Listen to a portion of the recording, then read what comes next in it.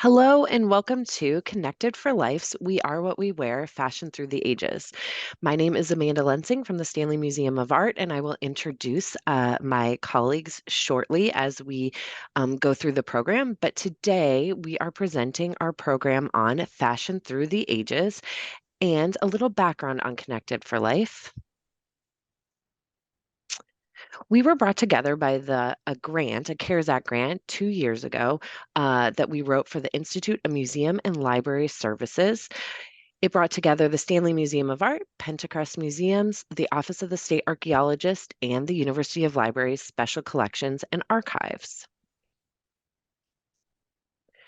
We decided once we got the funding that we would present our programs through themes. So what you see here are some of the themes that we have put together with a list, a virtual presentation catalog on our website, which you see in the corner, lifelonglearning.lib.uiowa.edu. We have over 30 programs, probably close to 35 now, across all of these different themes.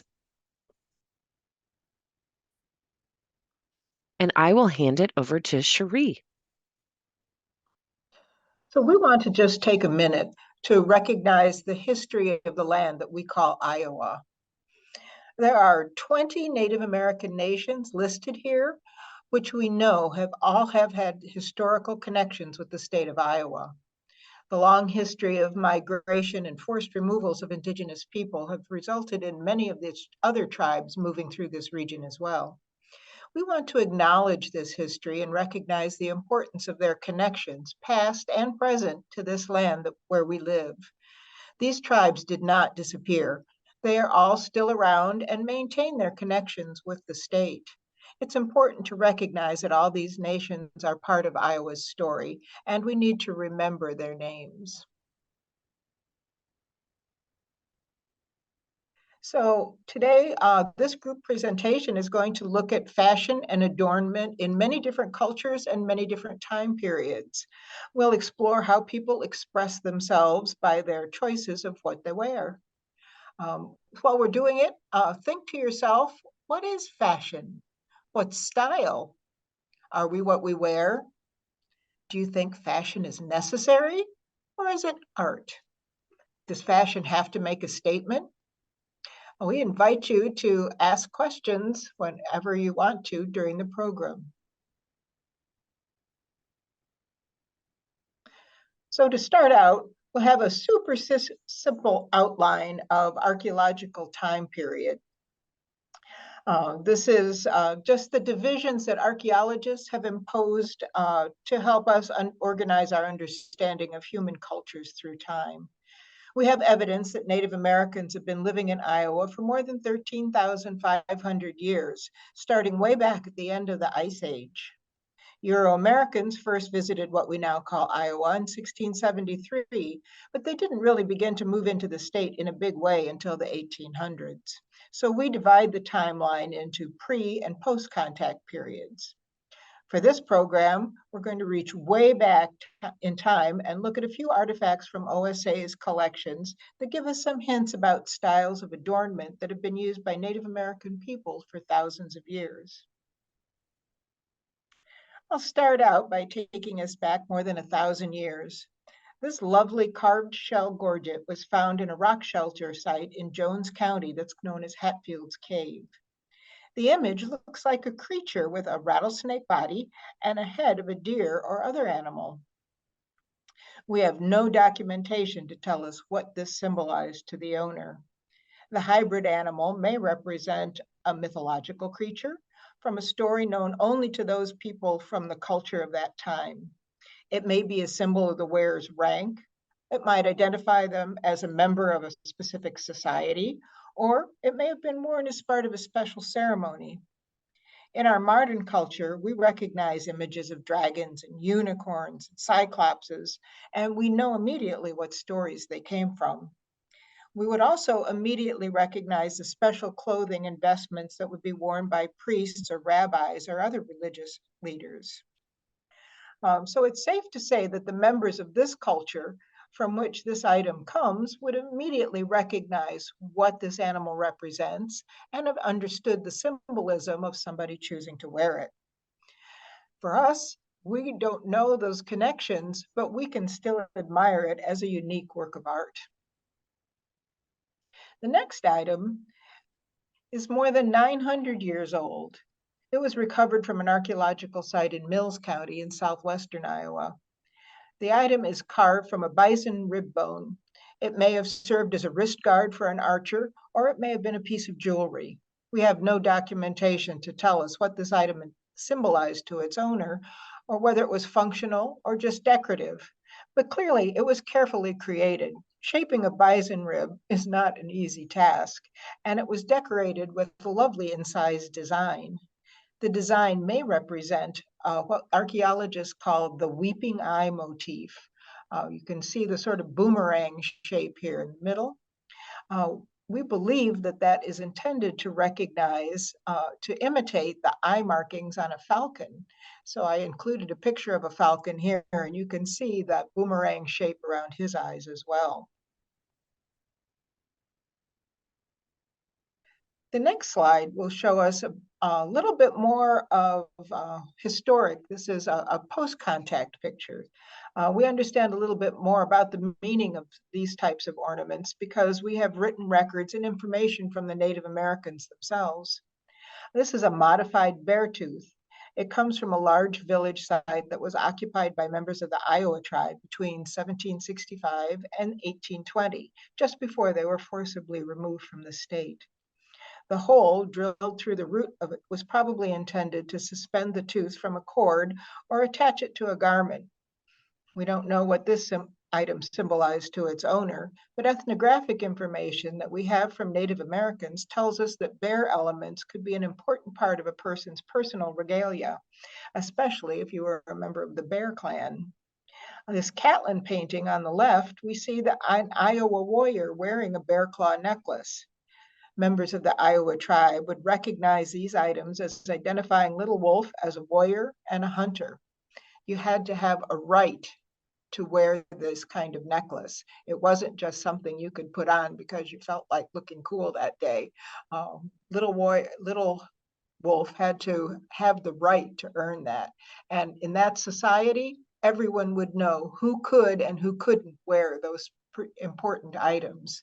It would be like somebody who does stolen valor these days, who wears medals from an army or military engagement that they have no right to wear. And finally, the last slide that we have shows us some items from our collection that shows changes in Native American economy. During the 18th and 19th century, Native American economics became increasingly involved with the Euro-American trade. Acquisition of items made from new materials, such as metal or glass, opened up new sources for creativity and expanded traditional forms of adornment into new realms. On the left, we see glass trade beads that were found in an archaeological site in Clay County known as Gillette Grove. The glass trade beads were incorporated into a traditional art of beadwork that had been carried out for centuries with beads made from shell or dyed porcupine quills or bone. Sometimes, in this other view, we see that trade items were repurposed, creating new artifacts with old functions. This image, we see scraps of metal kettles made of brass, which have been shaped into tinkle cones. They come from the Milford site in Dixon County. These items were used to make rattles or were fastened to clothing and ankle bands to create a jingling music while dancing. This added a new twist to tinklers, which were originally made from the hooves of animals like bison or deer. I think Amanda can click one more and we can see a replica of one of these bison hoof rattles. So that would have been the original style that was later replaced by using metal for rattles. Now I will pass it on over to Carolina from the Pentacrest Museums. Thank you, Cherie. It's always great to hear what the OSA has to share, especially on Indigenous cultures. I'm Carolina Kaufman, and I'm the Director of Education at the Pentacrest Museums, which make up the Old Capitol Museum and the Museum of Natural History right on campus. Today, I'm going to talk about buttons, of which Iowa is very famous for, but also has a very interesting and unique history. Now, before the 19th century and before the button industry became famous here in Iowa, uh, often buttons were made of bone or wood and were used to fasten clothing. The Indus Valley civilization are credited with the invention of the button as one of the earliest ones, dating back as far as 2000 BCE. And also similar to what we saw earlier, were made from things like bone and shell. The first buttons, you would say, would be used for ornamental embellishments for a person's attire that could signify wealth or status.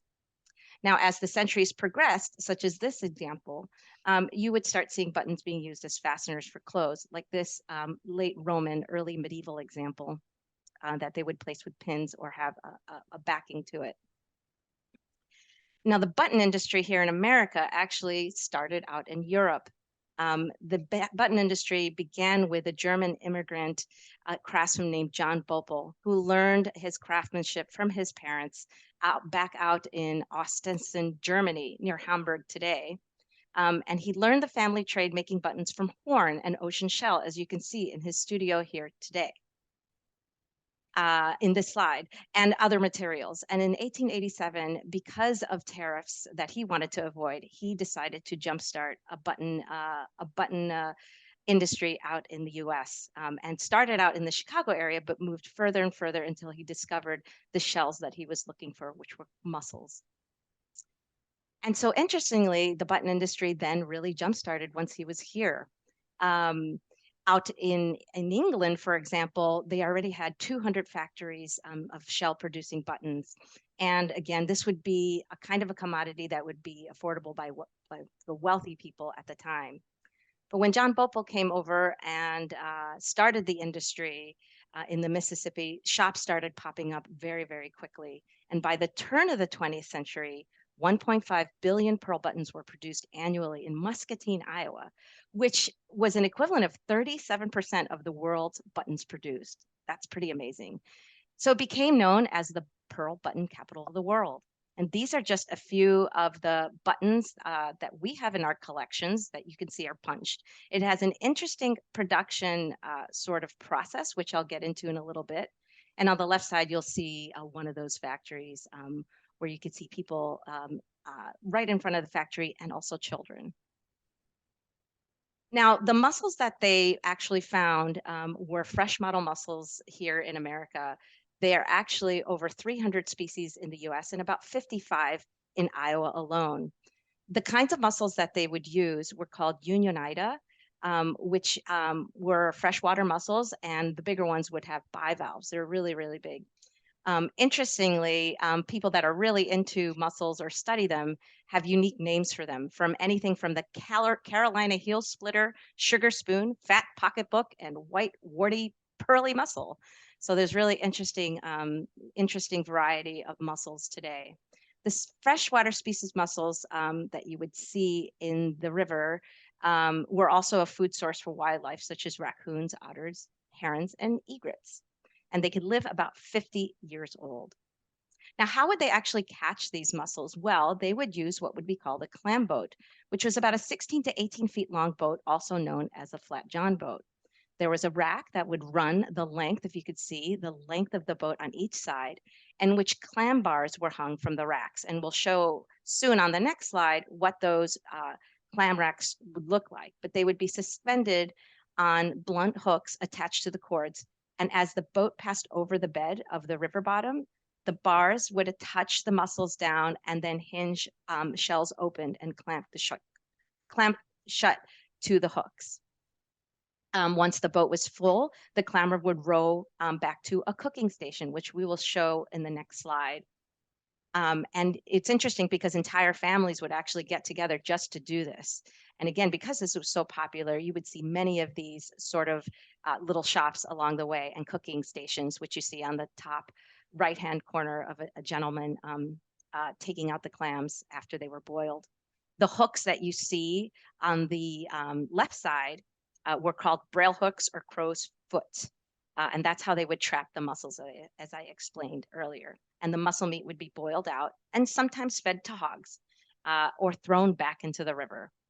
And then after they were boiled and sorted out, they were then given to be able to be punched in. And sometimes once they open them, they could also reveal pearls, which then they would have a separate process for. But if you go to the next slide, you will see what those punched holes would look like. And they would be drilled into them. Sometimes they would be dyed in the factories. And this is where women and children would come in and actually work and sew buttons onto the cards for sale, as you see here on the left side. Now, the button industry doesn't come without a very interesting story as far as workers' rights are concerned.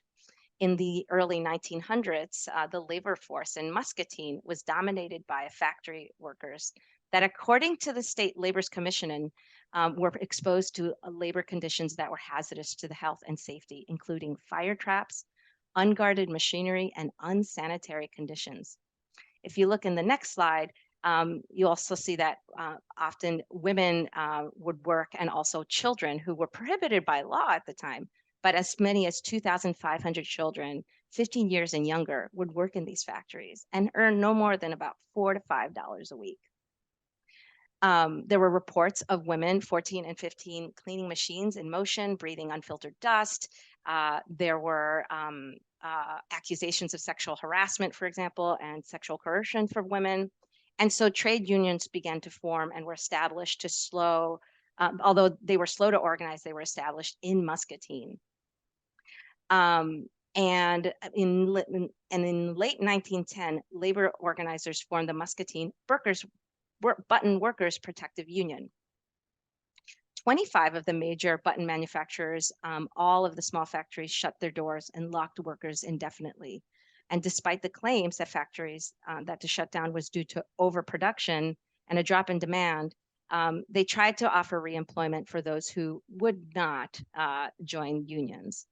But of course, there was too much to be said about it. And labor leaders like Samuel Gompers of the American Federation of Labor, Big Bill, and socialists like Helen Keller offered support for strikes when they did occur. One unique organizer of the pearl industry for workers' union was Pearl McGill, who you see here on the right. And she helped organize a workers' strike.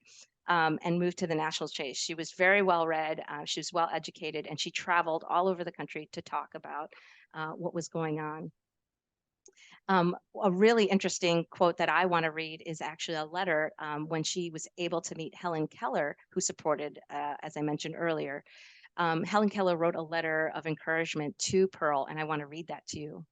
She says to her, and I quote, "I have thought of you many times since we saw you at the station in Cedar Falls, and my heart goes out to you with the brave struggle of education, so that I'm moved to help you. Will you accept the enclosed check as my token of warm sympathy and comradeship? I long to give back others all the help and happiness that have been bestowed upon me, and it makes me happy to have this opportunity to do something for one whose courage and devotion to a noble cause are such inspiration to me. I wish you every success in your work. I look forward to confidently being your teacher, not only in a classroom, but in the great school of the world." And that was part of a letter that she wrote to Pearl. Unfortunately, Pearl died early, in which she was murdered by her ex-husband. And while this is a bit of a mystery and still sort of an open case, the husband was found 2 weeks later dressed in women's clothes, floating on the Mississippi River, according to records. Despite this, Pearl did make her mark, and so did the union. And later on, after 18 months, they started to improve conditions, of course. And this not only happened here, but in other parts of America and other industries, like the mining industry. That said, the button industry did continue for several years. And actually in the 1930s and 40s, there was a bit of a comeback. And I just want to share that while buttons, of course, were made for many purposes and distributed worldwide, There was an interesting picture here that I was given courtesy of the National Pearl Button Museum in Muscatine, Iowa, that in 1946, button factories came together to celebrate the 50th anniversary of the button industry, along with the Iowa Centennial. And I want to share that the woman on the left, her name is Helen Burke, was chosen by Ronald Reagan at the time as a sportscaster and actor to be the Muscatine's Pearl Button Queen. And if you look, you can see she's actually crowned along with other ladies there. And she's crowned on the right side with an elaborate, the same, I think, elaborate crown of buttons. And with that, Muscatine is still a very lively place, and I highly recommend you check out their museum as far as the button industry is concerned. Thanks so much, and I'm going to pass it on to Amanda Lensing. Thank you. Again, my name is Amanda Lensing, and I am the Senior Living Communities Coordinator at the Stanley Museum of Art. And today we are going to talk about Japanese fans in our collection. We actually don't have traditional Japanese fans in our collection, but we do have over 100 wood blocks like you see here in our collection. And let me see if I can get it a little closer for you too, just to see the detail. Japanese fans have a multitude of historical uses, from practical comfort to a symbol of status, an object of ritual and dance, and even an instrument of war, which we'll talk about in a few slides. This woodblock you see here is by an artist named Utagawa Kuniyoshi. We have 19 objects at the Stanley by him, and he is one of the last great masters of the Japanese ukiyo-e style of woodblock printmaking like you see here. A little bit about ukiyo-e, it means pictures of the floating world and depicted scenes from everyday Japan. So the floating world refers to the brothel and theater districts of Japan's major cities during the Edo period, which was 1603 to 1867. During this time, wealthy merchants hung out in the districts inhabited by prostitutes, but more well known, they had kabuki, or traditional Japanese form of dance theater, also in these districts. Kabuki, when you break down the word, is ka means song, bu means dance, and ki is skill for visual and performance. So dance theater. And these actors, although they were at the bottom of the social hierarchy, really became icons, and the woodblocks were their headshots. The ukiyo-e was developed in 1765, and only the rich could really afford the pieces, but they were reproduced cheaply in other ways so that a mass market could also have them, and hence have headshots of these icons in the culture. A little more about this piece specifically. It is part of a series of 10 prints called Mirror of Women and Courage, which presented legendary women paired with an associated flower as viewed within a rondelle, the circular disc symbol in the center. This print shows Kaji of Gion, a famous Japanese waka poet. And a waka poet, or a waka poem, I should say, is a Japanese short poem called tanka. They were also known as a calligrapher in the early 18th century as well. And you can see she is holding a fan. It's likely an uchiwa fan, or a fixed fan, surrounded by Chinese bellflowers called kikyo. And on this next slide, you'll see that type of fan on the right-hand side, but we will start on the left-hand side with the folding fan, or the sensu. These are both common Japanese fans. The sensu, the shape is known as a sue hiragori in Japan, which means that it widens towards the end, and this symbolizes development, prosperity, and good fortune. Originally, these fans were made from bamboo and covered with Japanese washi paper. Washi is made using fibers from the inner bark of the gompi tree, the mitsumata shrub, or the paper mulberry bush. Today, they are typically made of paper, sandalwood, or silk, but cloth and cotton fans also exist. This type of fan was first observed in Japan as early as the 6th century, with burial tombs adorned with images of folding fans. The sensu fans became tools of aristocrats and samurai class, as well as monks, and are used in tea ceremonies and traditional Japanese dance forms. By the 15th century, Japanese hand fans were so widely revered that the Japan began exporting them abroad, including to China, where they made their way into the silk trade route. By the 18th and 19th century, these fans had become a desirable fashion accessory for well-off European women, which I'll also discuss a little more. On the right-hand side, though, we have the fixed fan, like you saw in the previous slide, an uchiwa. It's typically circular with a resemblance of a silhouette of a ping pong bat. Some other variations are palm leaf shaped, and they often are used during festivals or Buddhist monks as ceremonial fans. But more currently, and in contemporary usage, they're used as promotional items for many companies, which you're probably more familiar with. So here we have other Japanese fans. On the left, we have a war fan, and it's actually not the fan. This would be the handle on a fixed fan. It is something that would have been used by a samurai to follow their commander's fan signals, like a silent coded message. An example from the Met here is just the handle, as I said, of the fan. So imagine that the fan would sit on top of this top area right here. And on the right-hand side, we have a brise fan. This is the most decorative of all the fans, and it's carved from ivory or wooden sticks. Each flat piece is connected by an interwoven ribbon and connected by a rivet at the bottom. Intricate patterns are often painstakingly cut into the fans, creating a final effect that looks almost like fabric or lace. The brise fan was popular in Europe, but not as widespread as the folding fan. It gained use in the late 18th and early 19th century as smaller fans had come into vogue, perhaps due to the narrower high-waisted dresses that could no longer accommodate the voluminous pockets where one could tuck a large fan. So the smaller fan was called the opera size. And I will do a close-up of this just so you can see the detail.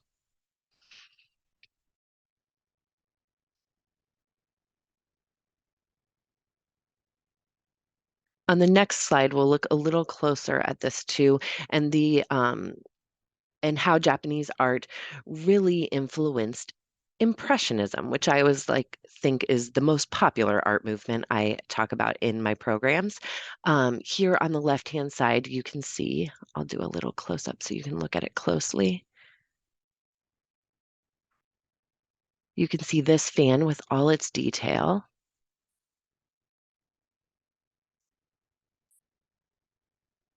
And this is a Japanese fan on the left-hand side. In the 17th century, there was an influx of Japanese art, textiles, and other objects that flooded the United States and Europe. But specifically in 1867, due to the World's Fair in Paris, it really traveled to Europe because of this fair, and Japan exhibited a wide range of decorative objects and art, including bronzes, brush paintings, textiles, ceramics, and woodblock prints, like the ones we saw prior in the first slide. And this emerging group of avant-garde artists, known as the Impressionists, attended this World Fair, and they were heavily influenced by the fans, and not just the fan itself, but also the colors, the texture, really everything about the objects. So they started to take that inspiration and use it in their own work. So on the right-hand side here, you can see a piece by well-known Impressionist and Post-Impressionist artist Paul Gauguin that he not only put into a frame that looks like a fan, but you can really see the colors, the pastel, those quick brushstrokes that we know from Impressionism. Can also be taken some of that from the Japanese artwork as well. And of course, the landscape too, I should point out. Impressionists were known for their landscape paintings, and on the fans, we often saw landscapes as well. And finally, I'll compare two more objects we have here. On the left is a painting by well-known female Impressionist painter, Mary Cassatt. And then on the right-hand side, we have a piece by Utagawa Kunisaki, a woodblock print. And I will do close-ups of both. Oops, I'm sorry, I skipped ahead. So that you can see the fan here. And again, the woman holding it, we have a lamp on a table.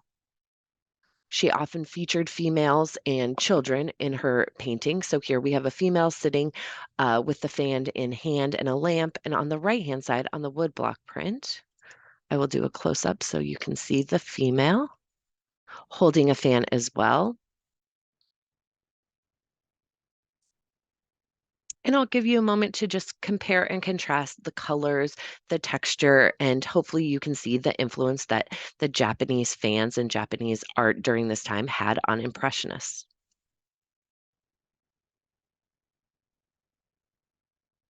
And with that, I will turn it over to Elizabeth Reardon at the University Libraries.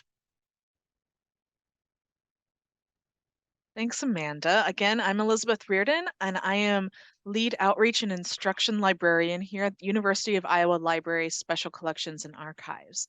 And today I'm going to be talking to you about aprons. So aprons are probably not what you think of immediately when you think of fashion, but over the years, aprons have proven to be practical, like the nurse's apron on the left or the blacksmith in the middle, fashionable, ceremonial, like the Masonic apron here on the right, and even sentimental. So thinking about aprons a little bit more, when we think about them, most of us immediately think of the kitchen and cooking, perhaps other domestic tasks. But we also think of women. Apart from men wearing aprons as protective measures in the workshop, aprons are often associated with domestic tasks and therefore female roles. You can see on the right that aprons were even part of the school uniform for home economics class here at U Iowa in the 1910s. Aprons, though, have been around for centuries. They were used as decorative and ceremonial purposes in ancient Egypt. There's documentation of aprons in the Middle Ages in Europe being used by housewives, tradesmen, and artisans for protective and functional reasons. Here in North America, Native Americans wore aprons as part of ceremonies, and many colonists wore them to protect their clothing. By the 19th century, though, aprons were worn by multiple social and economic classes. Maids wore them as part of their uniform and to protect their clothing, while wealthy housewives used elaborate aprons as a fashion and status statement. Aprons showed one's commitment to the domestic life.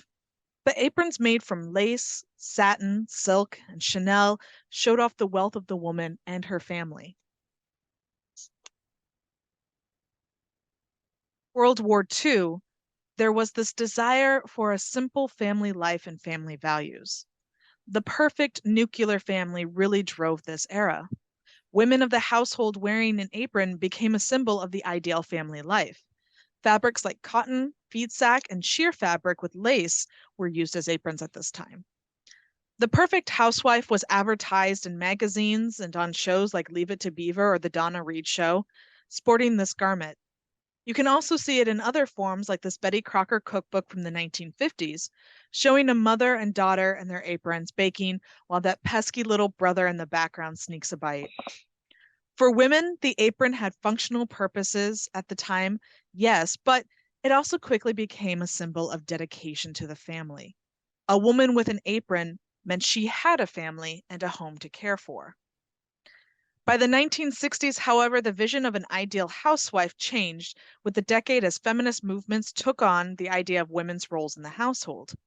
Plus, advancements like cheaper clothing and the invention of the modern washing machine made the need for an apron less and less, though aprons still remain strong in certain trade jobs. While the apron isn't as popular as it was before in the 1960s, the 2000s has seen a resurgence of the piece. Part of that is the increase of popular cooking TV shows where everyone has an apron on. And with shifts of social expectations of men in the home, there's also an increase in men wearing aprons, whether for work like woodworking, but also for cooking. You can also see this here as a picture here on the left of a man wearing an apron, and it comes from an article, The 10 Best Aprons for Men in 2022.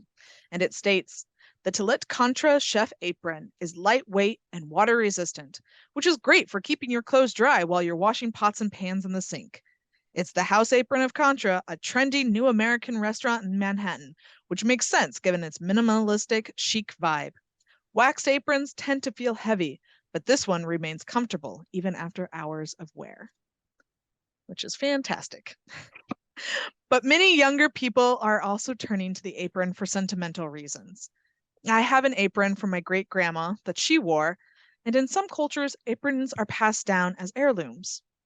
As Adon Correa, a child of Mexican immigrants, explained in an interview for the national project Your Story, Our Story, their mother came to America with almost nothing, but with an apron that had been passed down for 4 generations.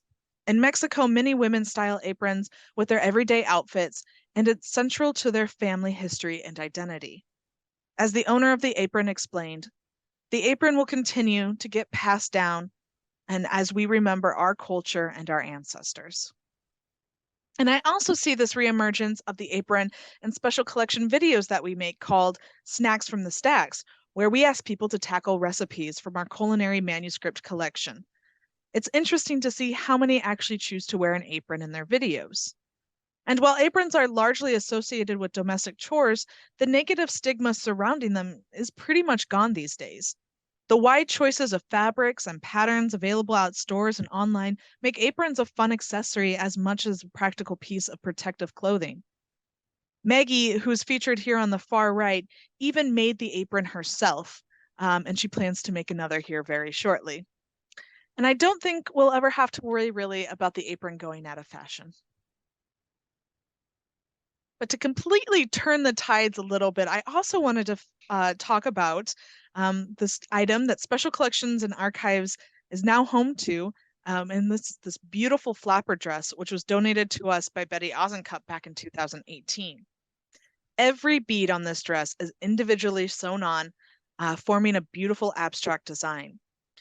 Then the skirt section is 3 different layers, yellow, green, pink, of beads that sway with every movement of the dress. And it is heavy, but it is really gorgeous.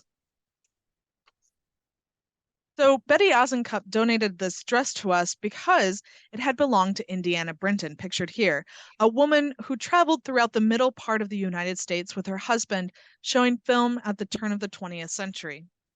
Frank in Indiana then ran the Graham Opera House in Washington, Iowa.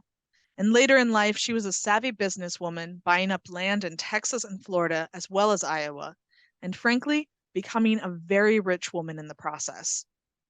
Now, Special Collections and Archives held the collection of the Brintons Entertainment Company, donated to us years before by Mike Zoss. Not only does this collection show the business side of entertainment in the early 20th century, but it provides a glimpse into the fashion-forward life of Indiana Brinton, including a few pictures like you see here, as well as countless health magazines that Indiana collected and health mechanisms that she had to keep herself looking fit, right? The flapper dress just provides another piece of the puzzle into the life of Indiana, as well as offering a look into the world of flappers, the flapper culture in the 1920s. So looking at the flapper culture, we really have to think that flappers were a group of rebellious women that wore skirts a little bit shorter than others and smoked in public, who appeared during the roaring 1920s without a care in the world. But the flapper does not just appear out of thin air, but can be traced back to the image of the Gibson girl, a figure created by Charles Dana Gibson in the 1890s, the Edwardian time. Gibson depicted her as an equal and sometimes superior companion to men. She was also sexually dominant, and men around her seemed comical and small compared to her beauty. And she often is pictured treating men in a breezy manner. One of the best examples is this image that you see here on the left from Gibson's book Americana, or Americans, sorry.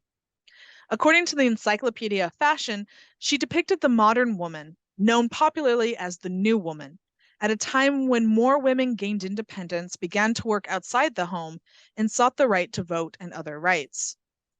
The Gibson girl momentum, however, halted with World War I. The fashion fell out of favor as women needed more practical clothing for the times, and ideas moved forward by the Gibson girl, like suffrage, were also placed on hold as the focus shifted to the war. And here you can see an example of Indiana Brinton with that Gibson girl look, the very tight cinched waist, the more flowing top that's got lace, and of course the billowing skirt and fancy headdress as well, kind of the hat with lots of feathers. The cinched waist is really important for the Gibson girl. image here.